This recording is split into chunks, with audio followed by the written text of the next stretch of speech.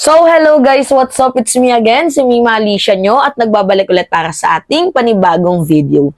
So, lumabas din ang katotohanan, mga minamahal. Galing po ito mismo sa bibig galing ito mismo sa bibig ni Senator Bato de la Rosa. Nang sabi niya, sinungaling daw yung mga nandyan sa Senado. Kaya daw napilitan siyang dumalo. Napilitan siyang umattend kasi alam niya na mga sinungaling yung mga nandyan sa Senado. Dumalo siya para i-counter daw po ang mga kasinungalingan. Yan po yung sabi ni Bato de la Rosa. Lalo pat nung narinig nila na iimbitahan daw itong si Roy Magarma, iimbitahan daw itong si Edelberto, sila Kerwin, 'di ba? Ang sabi mga minamahal ni Bato de la Rosa, a-attend talaga siya para i-counter yung mga kasinungalingan. Eh, ang problema, wala naman doon si Roy Magarma. 'Di ba? Nandoon yung tuta ninyo. Nandoon si Grijaldo. At alam niyo ba kung ano yung sabi mga minamahal ni Bato de la Rosa dito kay Grijaldo? Alam niyo ba kung ano yung sabi ni Bato? Ang sabi niya, dapat hangaan daw natin. Humanga daw tayo mga minamahal kay Grijaldo dahil nagpamalas daw po ng tapang. Nagpakita daw po mga minamahal ng pagmamahal sa bayan. Yan yung sabi ni Bato de la Rosa. Puring-puri siya dito kay Grijaldo. Habang ako naman ay tawang-tawa. Bakit? Kasi mga minamahal, hindi naman umattend sila Roy Magarma. Ba't kailangan niyang padaluhin si Grijaldo? So, well, props. Right? Anyway, sige. Para hindi na ako madaming satsat. I-play natin yung yung video. Pakinggan nyo to Alam nyo, the people that are calling for me to inhibit from that investigation are the people who doesn't want to get the truth. Gusto nila na mananatili yung kasinungalingan na sinabi ng mga persons. Wait lang. May nagsasabi sa kanya na the people are calling for me to inhibit the chichibuchu blah blah blah. Yan ka na naman eh. Bakit wala ka na namang binanggit na pangalan? Sino yung mga tao na nananawagan sa'yo na huwag kang dumalo? Parang lang din yan, no? Parang lang din yan yung kay Alice Go. 'Di ba? Meron siyang isang babae, Mary Jane ba yun yung pangalan, no? Nalimutan ko. Na dinuro-duro niya at ang sabi niya, alam ko may taga Malacanang na nag-utos sa'yo para ilaglag si former President Duterte. Tapos wala naman siyang binanggit kung sino yung taga Malacanang na yun. 'Di ba? So, meaning, ang parang tinutukoy niya doon ay si PBBM. Ngayon naman dito, si PBBM ba yung tumatawag para wag kang dumalo dyan? Kasi wala ka na namang pinangalanan eh.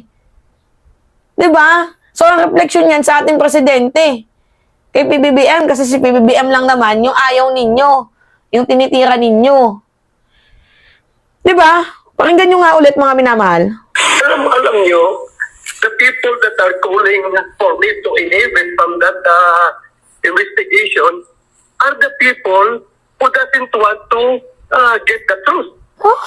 Gusto nila na mananatili yung kasinungalingan na sinabi ng mga persons doon sa Quadcom ay mananatili. Hopefully and sinker, yun na ang ating gospel truth. Whereas kung nandyan ako, maka-counter natin yung kanilang pagsisinungaling. O see? Kung nandyan ako, maka-counter natin yung kanilang mga pagsisinungaling. Anong ibig sabihin nun? Nakukuha niyo yung punto, mga minamahal? So, pumunta nga siya para linisin yung kanyang sarili at ipagtanggol itong si former President Duterte. Kasi yan yung script nila. Pero ang problema dito, mga minamahal, hindi sinunod ni former President Duterte yung kanilang script. Nilaglag siya ni former President Duterte, ikinanta yung DDS na matagal niyang dinideny.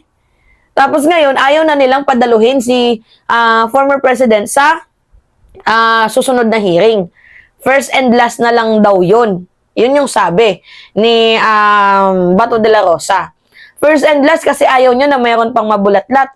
Hindi pa nga kami natutunawan eh. Kasi sino ba yung 7 DDS na tinutukoy ni former President Duterte?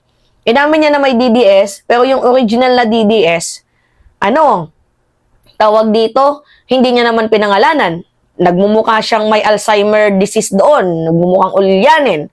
Pero sa akin, mga minamahal, naalala ko kasi nung interview ni Edgar Matubato, natandaan ninyo, meron siyang tinutukoy Lambada Boys.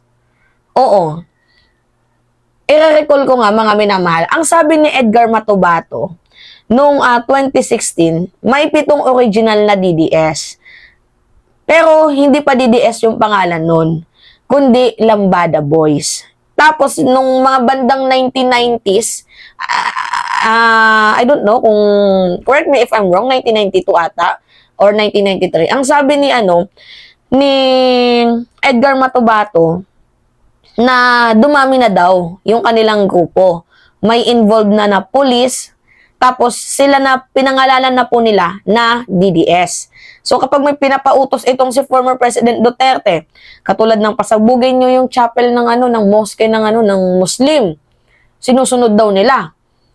Pero nabasa ko yung balitang yun, mga minamahal, na yung simbahan ng Muslim, yung mosque, pinasabog, tas yung pinalabas nila, kagagawan daw po yun ng mga Katoliko. Yun yung pinalabas nila. Kasi, hawak po ni former President Duterte, nung mayor siya, yung mga kapulisan doon. Hawak niya. So, hawak ni Digong, ang ginawa ni Digong, mga minamahal, syempre hawak niya nga, minanipula nila. Yun yung kwento ni Edgar Matubato. So, hindi ko pwedeng sabihin na coincidence yun. Kasi yung statement na yun ni Edgar Matubato is way back 2016 pa. At hindi natin alam na magkakaroon din ng hearing in the future na attend itong si former President Duterte. Tapos inamin niya na totoo yung DDS. So, hindi pa nga kami natunawan sa sa interview na yun eh. 'Di ba? So, okay, continue tayo. So, yung mga tao na nanawagan na hindi ako mag-attend, ay yung mga tao na interesado na hindi natin makuha yung katotohanan. Nakuha na namin yung katotohanan eh. Medyo hindi nga lang kami, medyo nakulangan lang kami. Kasi alam kong madami pang ginagawa itong si former President Duterte nang hindi namin alam. Diba? Totoo na may DDS, naniniwala ako doon. Totoo na pumapatay siya. Hindi ako naniniwala na walang reward money. So ngayon, ang iniiwasan ni Bato de la Rosa is baka magsalita pa itong si former President Duterte. Pero yung point of view dito, mga minamahal, inamin niya na ang dahilan kung bakit siya umattend kasi mga sinungaling daw. Yung mga nandyan sa Senado at yung mga resource person. At beside, ini-inhibit daw siya. O sino yung nag-i-inhibit sa'yo? Yung Pangulo na naman ba? Yung Presidente na naman ba? Ay, nako. Ewan ko ba dito kay Bato? Sirang-sira na talaga yung political career mo. Anyway, mga minamahal, happy Halloween sa inyo. Sindi na ba kayo ng kandila sa mga puntod ng mga yumaong sumakabilang buhay ng mga minamahal ninyo? Ako hindi pa eh. Anong oras na? 11:00 na Di pa ako nakakapunta. Ang layo kasi ng puntod ng papa ko. Nandun sa Palawan. Nandito ako Northern Samar. Ano ko sisindihan yung papa ko? Nakalimutan ko na nga yung mukha ng ng papa ko eh. Mukha ng libingan ng papa ko. Sisindihan ko na lang ata dito sa bahay namin, mga minamahal. So kayo, nakapagsindi na ba kayo? Ako mamaya-maya, tas dadasal na din ako. Anyway, yun po. It's me again, si Mima Alicia nyo, at nagbabalik ulit para sa ating panibagong video.